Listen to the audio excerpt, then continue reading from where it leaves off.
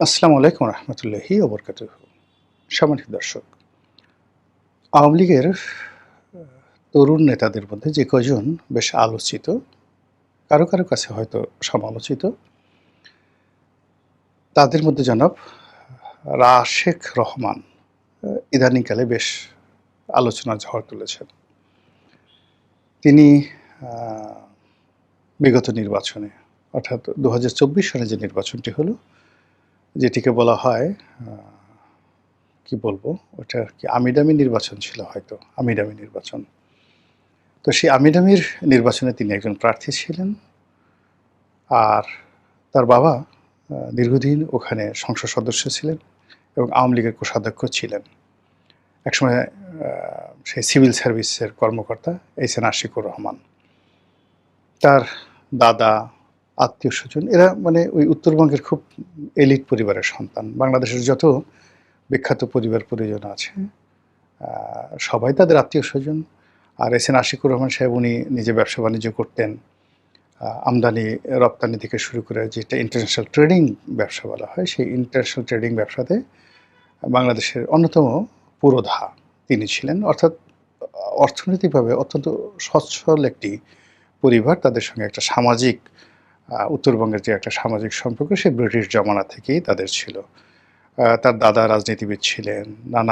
মানে নানা, দাদা, খালু পরিবারের সবাই রাজনীতিবিদ, আমলা-কামলা। ফলে কি হলো, রাশেক রহমান আ যখন তরুণ, তো এই তরুণ হওয়ার ফলে আওয়ামী লীগের মধ্যে যারা মোটামুটি এলিট, আ যারা একটু ধরেন ভালো পোশাক পরে, স্টাইলিশ কথাবার্তা বলে, ভালো গাড়িতে চলে, মার্সিডিজ বেঞ্জ, বিএমডব্লিউ এ ধরনের গাড়িতে চড়ে, এরকম অল্প কয়েকটি পরিবার যেমন ধরেন সেই চট্টগ্রামের আ আখতারুজ্জামান বাবু সাহেবের পরিবার যেটা জাভেদ, ভূমিমন্ত্রী হয়েছিল জাভেদের পরিবার। তারপরে ধরুন এই আন্দালিব রহমান পার্থ, যদিও সে বিএনপির পরিবার মানে আওয়ামী লীগ পরিবারের নয়, কিন্তু আওয়ামী লীগের আত্মীয়স্বজন হওয়ার কারণে, শেখ হেলালের জামাই হওয়ার কারণে তাকে ওই অর্ধেক আওয়ামী লীগ, অর্ধেক বিএনপি, অর্ধেক বিজেপি এরকম মনে করা হয়। তারপরে সালমান এফ রহমান সাহেবের ছেলে শায়ান রহমান। আ এরপর ধরুন এই যে আনিসুল হক সাহেবের যে আনিসুল হক সাহেব যে আইনমন্ত্রী, যদিও তিনি অনেক সিনিয়র, এরকম মানে যাদের ৩ টি জেনারেশন মোটামুটি ভালো ছিল, সেই ভালো জেনারেশন থাকার পরে অর্থনৈতিকভাবে, সামাজিকভাবে যারা সচ্ছল, সবল এবং যাদের বয়স ৫০ বছরের নিচে, সেই মানুষগুলো, তরুণরা আ সেই ২০০৯ সনের পর থেকে যারা মিডিয়াতে এসে দলের পক্ষে কথাবার্তা বলছেন, তাদের মধ্যে রাশেক রহমান অন্যতম। এখন যখন দল ক্ষমতায় ছিল, সঙ্গত কারণে তিনি দলের পক্ষে কথা বলতেন এবং এটা ছাড়া তার কোনো উপায় ছিল না। কিন্তু তিনি পক্ষে যে কথাগুলো বলতেন, সেই কথাগুলো বলতে গিয়ে তার যে অ্যাটিটিউড, বডি ল্যাঙ্গুয়েজ, এটা মানে আওয়ামী লীগের অন্য লোক আছে, তার প্রতিপক্ষ যারা আছে, তারা আসলে পছন্দ করতেন না। এর কারণ হলো আমাদের দেশের তো মানে বেশিরভাগ মানুষ প্রান্তিক জনগোষ্ঠীর, সেখান থেকে উঠে এসে অনেকে নেতা হন। তো তারা যে ধরনের দুর্ভিক্ষ কবলিত থাকে, পোশাকের মধ্যে একটা ছিন্নতা থাকে, মলিনতা থাকে, বিনয়ী থাকে।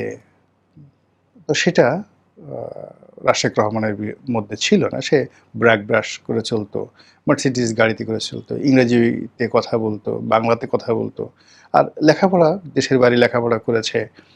এর বাইরেও অন্য বইপত্র পড়ে তার কাছে প্রচুর রেফারেন্স ছিল। ফলে তার সঙ্গে যারা কথাবার্তা বলতে আসতো, তিনি হয়তো আ বিনয় দেখিয়ে অনেক জিনিসগুলো আ মানে মেনে নিতে পারতেন। কিন্তু সেটা দেখলে তিনি রিভোল্ট করতেন। তাচ্ছিল্য করে, "এই ঘোড়ার ডিম তুমি কি জানো? এটা জানো।" ফলে এজন্য সে আওয়ামী লীগ জমানাতে আওয়ামী লীগের যারা প্রতিপক্ষ তারা তাকে রীতিমতো বেয়াদব হিসেবে মনে করত যে এটা একটা জাত বেয়াদব।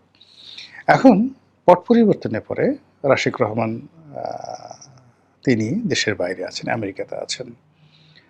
তো আমেরিকাতে থেকে তিনি বক্তব্য দিয়ে যাচ্ছেন এবং সেই বক্তব্যগুলো নির্মম, নিষ্ঠুর এবং আওয়ামী লীগের বেশিরভাগ লোকের জন্য রীতিমতো অবমাননাকর। তিনি বিভিন্ন সামাজিক প্ল্যাটফর্মে যারা সাক্ষাৎ